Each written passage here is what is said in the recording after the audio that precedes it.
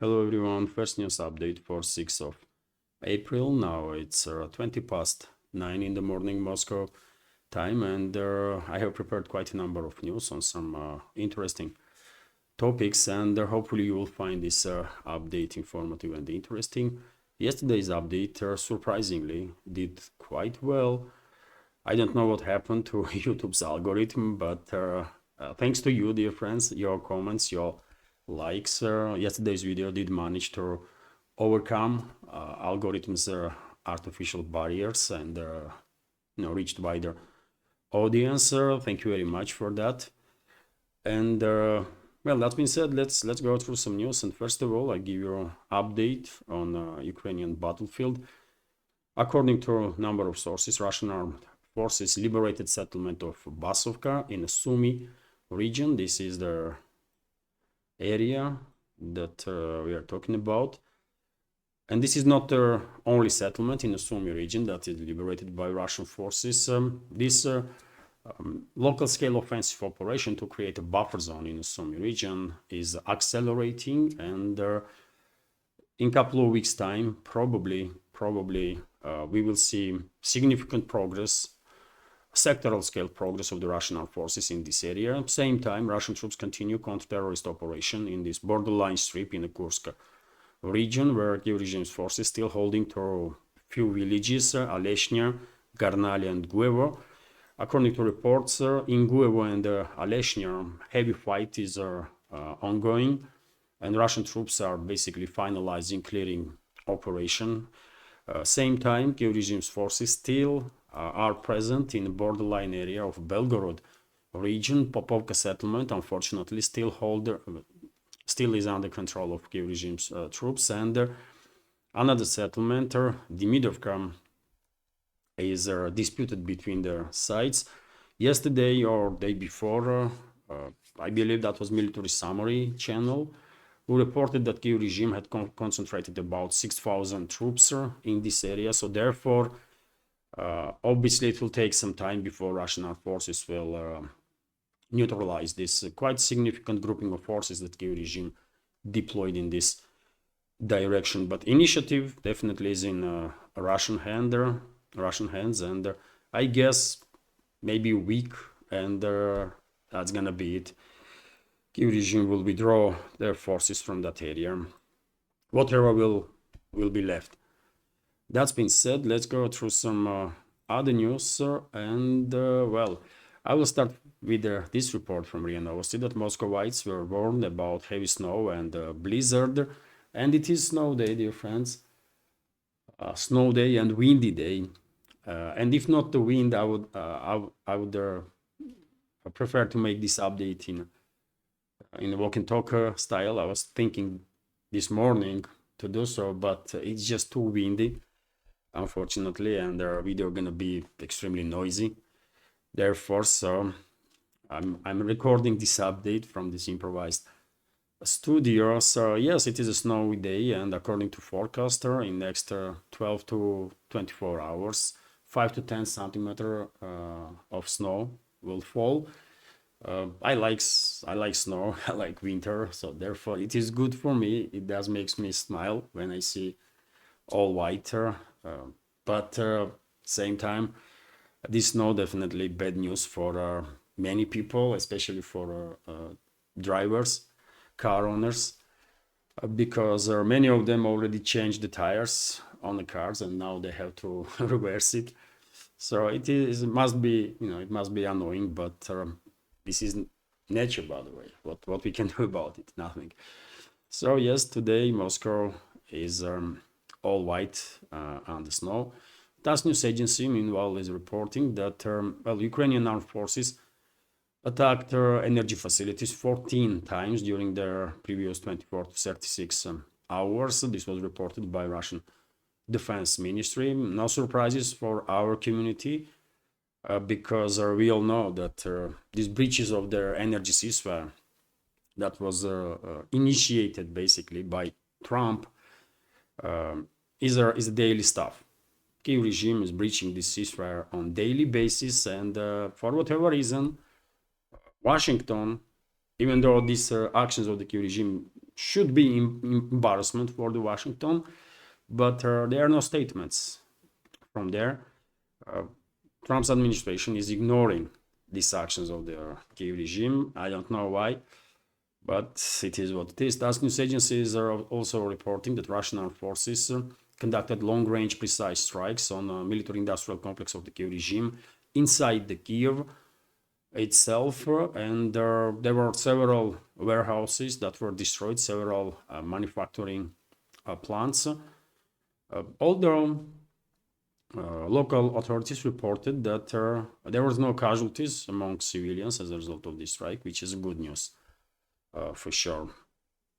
In any case, military industrial complex is a legit target, and whoever works there to produce weapons for the terrorist regime should know what kind of risks they are undertaking. But maybe Russian side issued some warning. We don't know many details, isn't it? And I would not be surprised if sometime in the future, after this conflict will end, we'll find out that Russia was giving some 30 minutes warning to Kiev regime to evacuate civilians from the areas that were targeted. Maybe that is the case, and I can understand that. I mean, during these strikes, for example, there was no casualties among civilians, which is great, of course. TASS news agency, meanwhile, is reporting that Kiev regime, out of desperation, is deploying now younger generation people, 18 to 24, to the battlefield. There are 92nd separate assault brigade of the Kiev regime that was decimated by Russian forces several times, now being fooled with reinforced basically with this younger generation people, and this brigade is deployed in the Lipsy direction, and I really hope these young people, at least some of them, especially ones that are basically not sharing Nazi fascist ideology of the regime and some extremists there, I hope they will use first opportunity to contact the Russian side and organize safe surrender, because they don't have to die for this corrupt criminal regime of Zelensky and their geopolitical ambitions of the globalists. I mean, it's that, hopefully they will. Otherwise, this deployment not gonna end for them. Well, Commerçant newspaper is reporting that UK, France, and Ukraine are discussing so-called deterrent forces. So, Chief of General Staff of the United Kingdom, Tony Redekin, met with his Ukrainian and French counterparts in Kiev. The British Ministry of Defense reported they discussed the parameters of their sending so-called peacekeepers to Ukraine. The focus was on how to use Ukraine's current capabilities to ensure the country is in a strongest position possible for the future. Defense chiefs discussed the structure size and the composition required of any future force to provide security for Ukraine. UK's Ministry of Defense said in a statement. Their ministry also pointed out that some 30 countries were ready to send deterrent force to Ukraine, which is lie, by the way. UK's defense ministry is clearly lying. No 30 countries made any official statements that they want to get engaged in a direct war with Russia. Only France, UK, and some Chihuahua states in the Baltics officially stated that they have intention to send their troops. No other countries made such a statement. So this is all lie, what UK's defense ministry is saying about 30 countries. Discussions will continue next week, according to British MOD. Britain and France will also gather European defense ministers to discuss further support for Kiev. Discussions will build on military planning that has taken place over the past few weeks, as the countries have considered making their capabilities available to support any future force. The publication said, London and Paris still pushing this craziness to send their troops into Kiev-controlled territory. And they are using different pretexts that seems like there is some sort of chaos in London and Paris. They don't know what to do really. They want to act tough, but are realizing that they are not in a position to really get engaged directly in a war with Russia. And I think they are realizing little by little, but are beginning to realize that if they will deploy these troops into Ukraine, they're gonna be obliterated most likely. And therefore they are taking more time. If you notice lately, you know, they are making quite abstract statements, which is good. Hopefully they will eventually reject this idea of deploying troops, because yet again, British and French forces and French militaries don't have to die in Ukraine. They don't have to die in Ukraine, and they will if London and Paris will deploy them. And I also find it quite frustrating that societies in France and UK are quite passive, isn't it? I didn't see any large-scale demonstrations in UK or France against their troop deployment to Ukraine. I remember when US and UK were preparing attack on Iraq, there was a huge anti-war demonstrations in London, in which hundreds of thousands of people were participating. And I don't know what happened with their society. I mean, how much they've been brainwashed there, that now there is no protests, right? No protests. London is about to start direct war with Russia with these troop deployments, if it will happen, if British troops will be deployed. And no anti-war demonstrations, no nothing, as if nothing extraordinary is happening, which is I don't know, it's crazy. Same can be said about France, but at least in France there are some small protests, right? Like last week there was some demonstrations in Paris, or maybe just a couple of hundred people are participating in it, but still at least there is some movement, some anti-war movement. But in UK, nothing.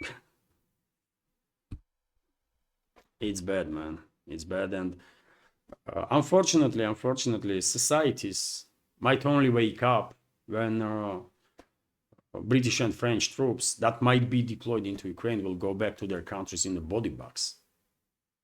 I mean, then people might wake up there and say, what is happening? Why our troops are dying in Ukraine? But for that moment, it's going to be just too late. Meanwhile, relationships between US and Kiev regime is deteriorating with accelerating speed. And for example, Treasury Secretary of US, Cotter Bessent, did not shy basically to criticize, to put it mildly, Zelensky during their interview with Tucker Carlson.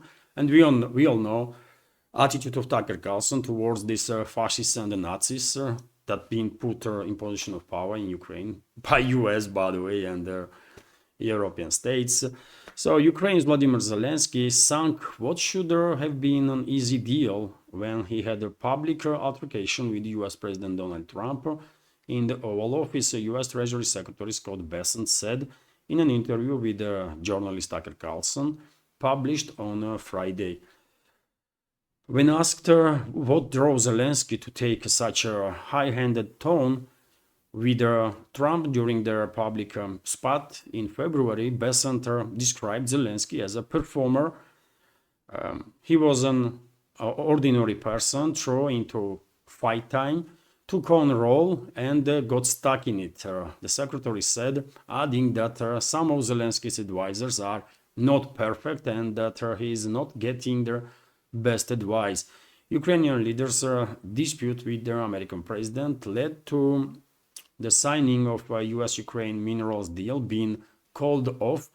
Besant confirmed he got to the Oval Office and blew up what should be the easiest thing to do in the world.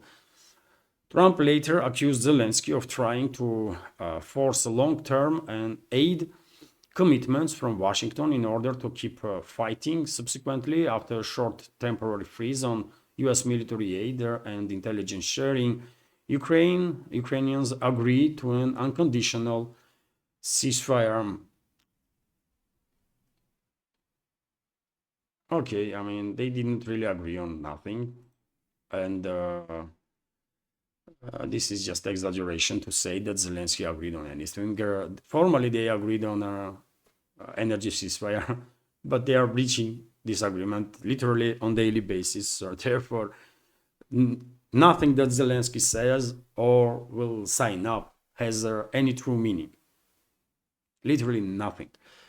Right. Meanwhile, according to reports, Zelensky is using lie detectors to investigate a leak in his inner circle. So Ukrainian leader Vladimir Zelensky has made ministerial staffers take lie detector tests in an effort to find out who leaked the draft of their minerals deal with the US. The Financial Times reports on Saturday, citing government sources. According to Financial Times, the tests were administered across several ministries after Zelensky instructed Ukraine's domestic security service to investigate the leak. The proposal, which was first reported by opposition Ukrainian MP Yaroslav Zhelezniak, outlined their mechanism for the US to manage revenues from oil, gas, and mineral projects. Ukrainian officials told the Financial Times that they were caught off guard by the scope of the latest American demands. US President Donald Trump has been trying to pressure Kiev to sign to sign the minerals agreement since February. At the same time, he refused to provide the specific security guarantees to Ukraine, arguing that joint business ventures would be enough to deter Russia. And well, according to reports, Kiev regime, after receiving significant reassurances from globalist puppet regimes in Europe, UK, and France, first of all, did become quite emboldened, and they are just refusing to sign up for this deal that US proposed. And it is frustrating stuff for Trump, his administration, and recently Trump even criticized Zelensky for that. Although this criticism makes no changes really. If US wants to achieve anything in regards to Ukraine, first what they have to do is use whatever leverage or influence they have left there, if any, and remove Zelensky from office and put someone else. And I'm quite sure Washington is working on that, and soon we might see some changes, because no matter how weak US is, probably they still have enough means to overthrow regime there in Ukraine. So that's what they're gonna do most likely. Vzglyad newspaper, meanwhile, is reporting that a European foreign minister calls for Hungary to be deprived of EU voting rights. How fascinating, isn't it, that these Chihuahua states are barking and barking more and more loudly, as if anybody really cares what they have to say. So, Estonian foreign minister, I mean, who are you, for God's sake? Just go and kill yourself. You know, I'm not sure Hungary's leadership will even react on this barking from these Chihuahua states in Baltics, but they might, because after all, who the hell is the foreign minister of Estonia to say anything about Hungary, by the way, one of the few countries in Europe that still fights, by the way, for its sovereignty and national interests. one of very few countries in Europe that stands strong on its principal positions and tries whatever they can. I mean, why should I realize that Hungary is under immense pressure? But they are trying at least, right? They are fighting for their sovereignty. And this should be respected. So Hungary should be stripped of its voting rights in the European Union to prevent the Union from splitting and for its cooperation with Russia, said Estonian Foreign Minister Margus Tsahkna in an interview with some newspaper. I cannot pronounce that. Rheinische Post newspaper. Estonian Foreign Minister Margus Tsahkna recalled the possibility of depriving Hungary of its voting rights in the European Union. Hungary, in his opinion, is acting in the interests of Russia, not Europe. According to Article 7 of the 30 on the European Union, it is possible, according to Article 7 of their treaty on the European Union, it is possible to deprive member country of its voting rights if the country threatens the security of Europe. Tsahkna believes the politician pointed out that the need to apply this article is becoming increasingly urgent. He answered the question of whether such an opportunity should be used now, emphasizing that it is getting closer and closer. Well, they can try really, and we will see what will happen after that. Many countries in Europe, in EU by the way, are already sick and tired of Brussels.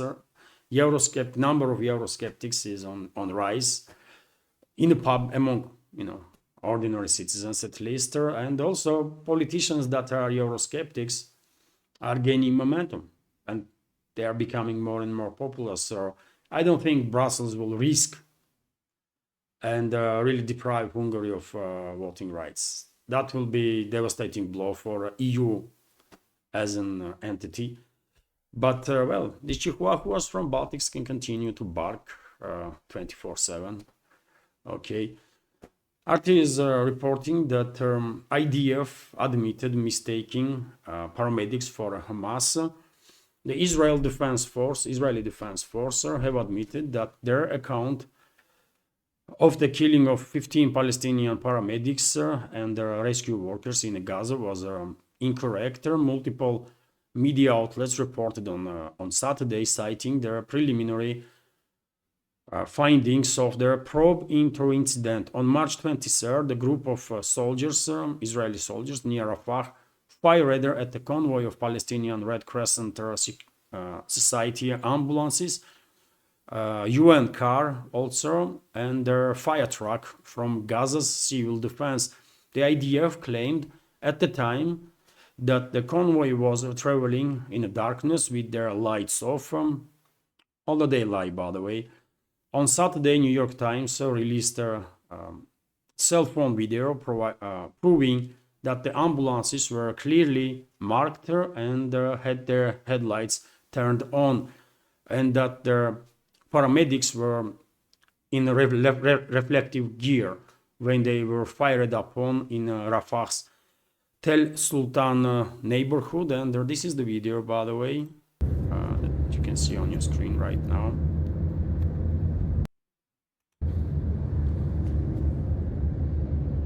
This is quite a longer video, but Allahu Akbar. Allahu Akbar. You know what? I did share this video on my Telegram. Let me find it. Allahu Akbar. So there was definitely headlights on ambulances. Allahu Akbar. Okay, I did posted that video, I believe, on my Telegram and Twitter X page. Or at least I definitely saw that video, and it is true. It is true that there were headlights on, and their personnel, these rescuers, were in a gear, in special gear, so they could not be mistaken for Hamas fighters. It was clear in that video. You clearly can see that this is just ambulance workers, right? Emergency services, and they were killed in cold blood by Israeli forces, and because of the appearance of that video, I guess IDF is now forced to acknowledge that crime was committed by. They are calling it a mistake, but it was not mistake, it was war crime. That's it. But I don't think anybody will be punished for that, as no one was punished basically for killing of tens of thousands of civilians in Gaza by Israeli forces, which is unfortunate and shame on humanity that this was allowed to happen. But that's the state of modern human civilization and modern world, when the so-called international community is absolutely useless and cannot stop genocide to take place. It's a shame. It's a shame. RIA Novosti is reporting that Houthis claim attack on warships in the Red Sea. So the Shiite movement Ansar Allah, or also known as the Houthis, which rules northern Yemen, attacked military vessels in the northern part of the Red Sea, including a supply ship for the US aircraft carrier Harry Truman. Houthi military spokesman Yahir Sariyah stated,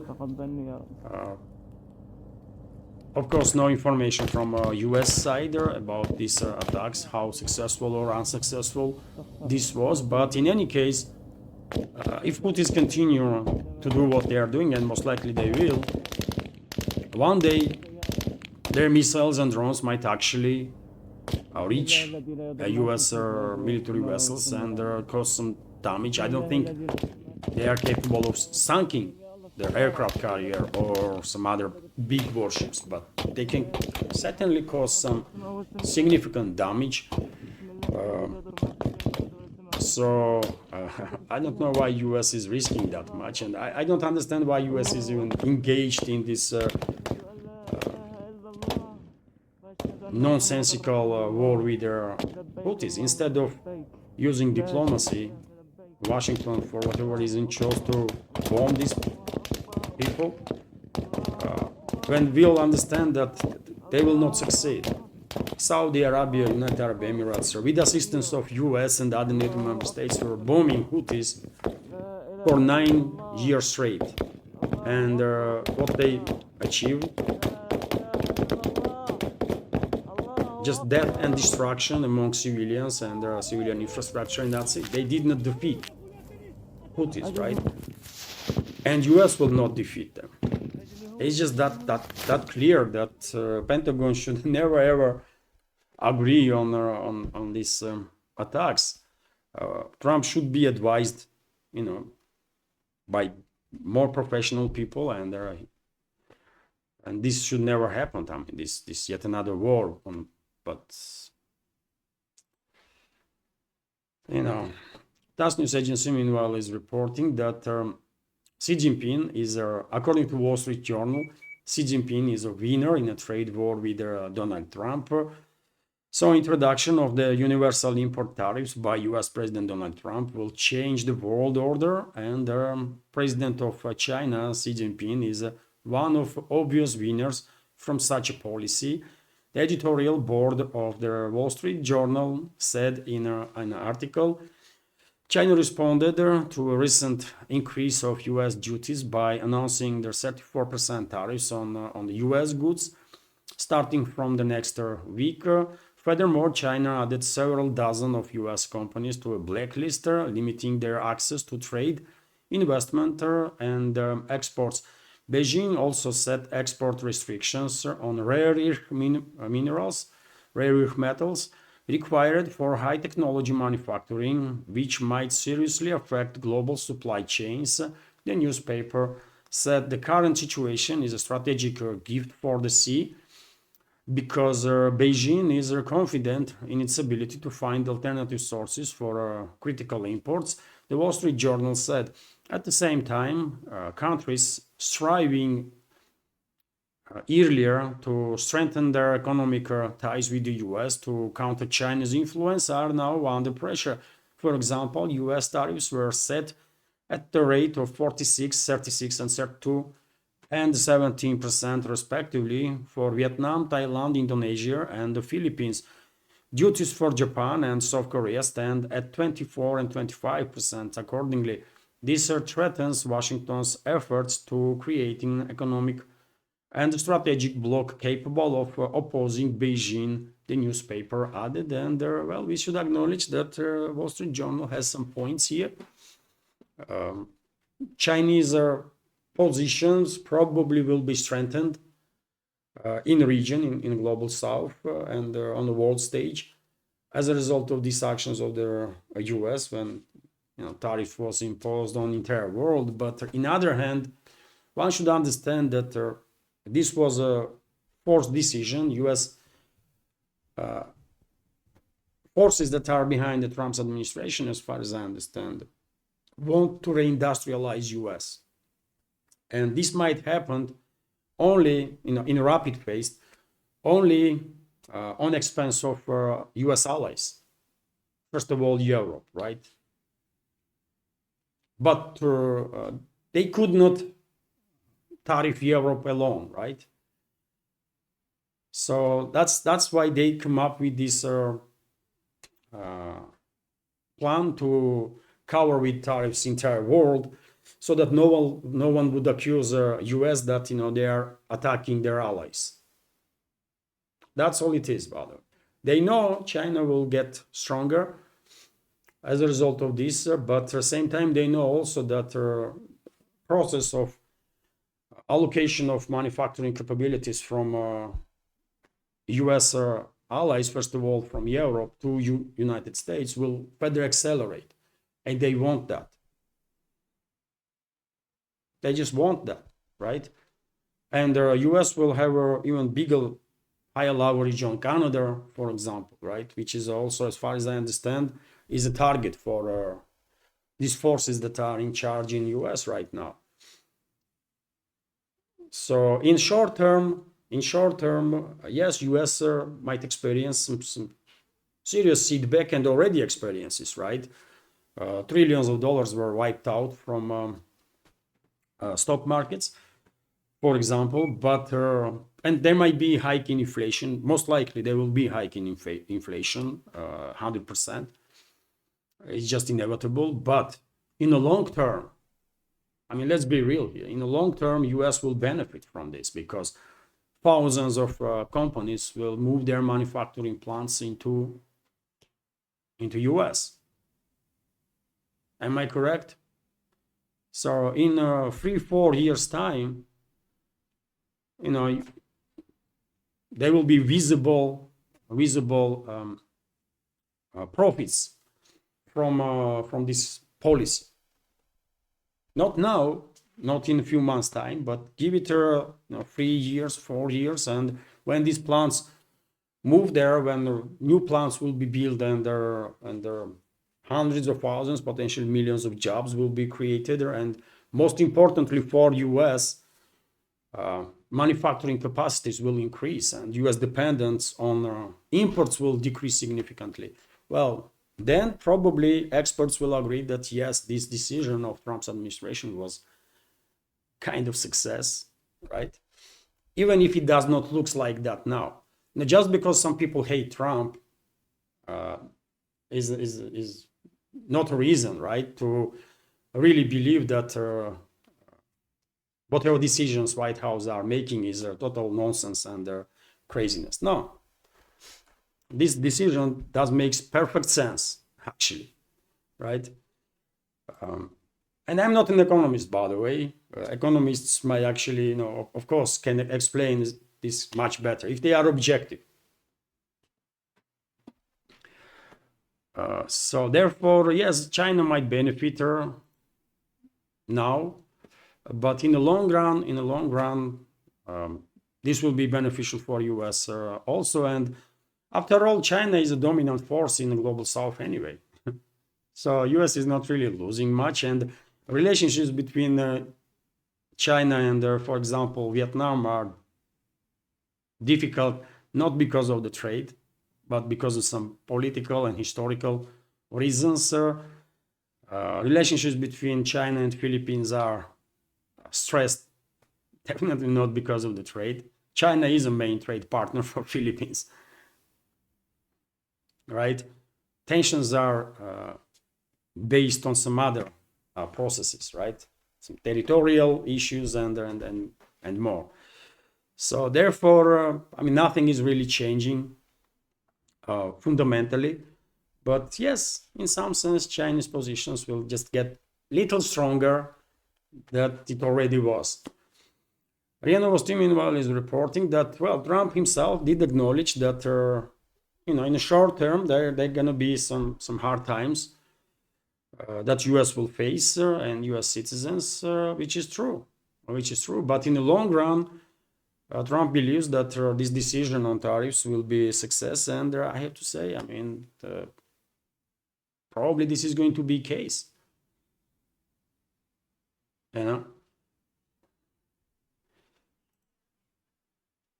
RT is also reporting that Moscow moves to second place in the global billionaire rankings. So Moscow has jumped to a second place among the world's top cities of the billionaires after adding new ultra-wealthy residents over the past year. According to Forbes World's Billionaires list, Russian capital's billionaires now hold a combined fortune of $409 billion, almost half trillion. Wow. Impressive. Not that it does make any difference for us, ordinary people, but news itself is quite interesting, isn't it? I mean, so the report issued this week said the growth in the billionaires' resident pushing Moscow ahead of Hong Kong, which tied for the number 2 spot last year.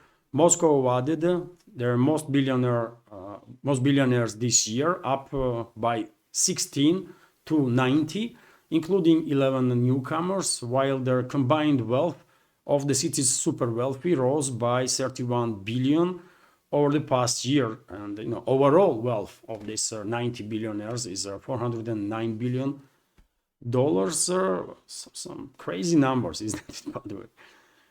Crazy numbers. And if you are interested which city is number 1, it's New York, by the way. So New York City retains its title as their top city for billionaires for the 4th consecutive year, home to 123 billionaires that are holding combined fortune of $759 billion US dollars. So okay, I mean, I'm a bit surprised that these billionaires still maintaining their residency in New York. I mean, what for? Really? Maybe in 70s or 80s or early 90s, New York was the place. But now, I mean, I don't know. Now New York, as far as I can tell from reports in open sources and from all the videos that we all can see on YouTube and Rumble, and they're just about everywhere, New York is in quite bad shape, by the way. And this Democrat governance, they're actually killing the city, killing businesses there. So why these billionaires are still maintaining residence? I don't know.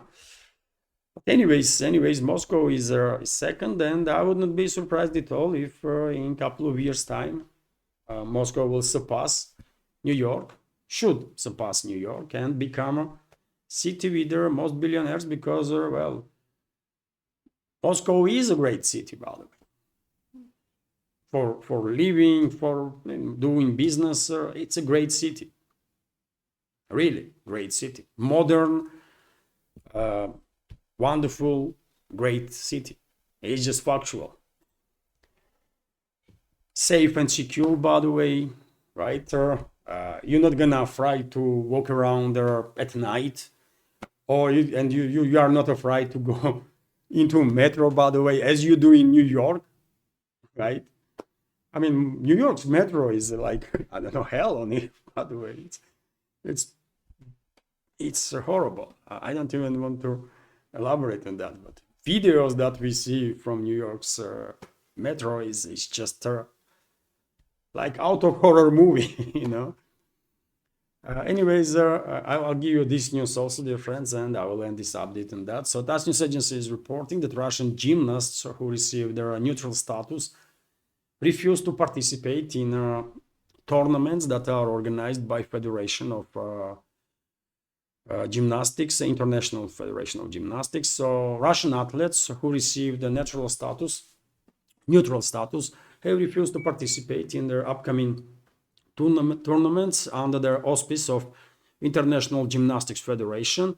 This was reported by their press service of the Russian Gymnastics Federation. All Russian athletes representing artistic and rhythmic gymnastics who have received neutral status have decided to refrain from participating in upcoming competitions under the auspice of International Gymnastics Federation. The reason for this decision is the numerous unfounded and biased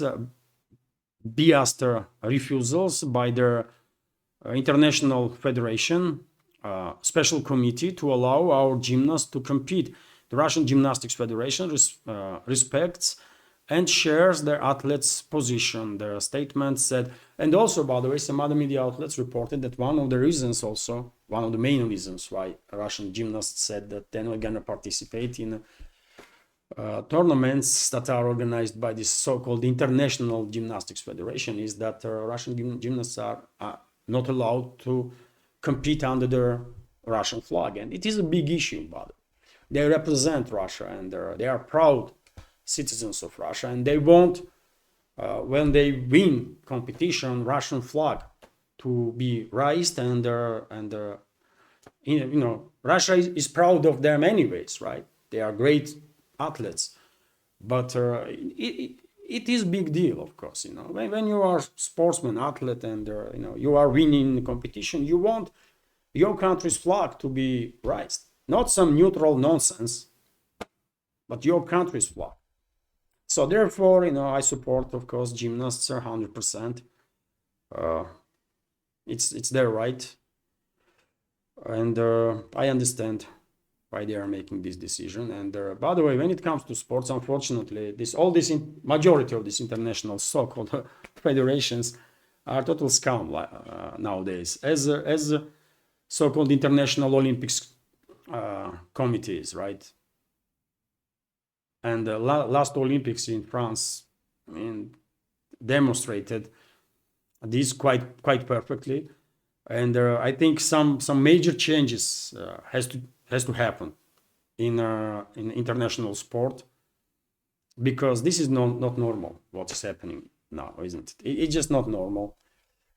So hopefully one day under UN umbrella, or I don't know, somehow some serious talks will take place to reorganize current federations and organizations, international organizations in sport, so that never ever these organizations will be politicized as they are right now, when Russian teams, for example, or Belarusian teams are not allowed to participate in games under flags of their countries, right? This is crazy.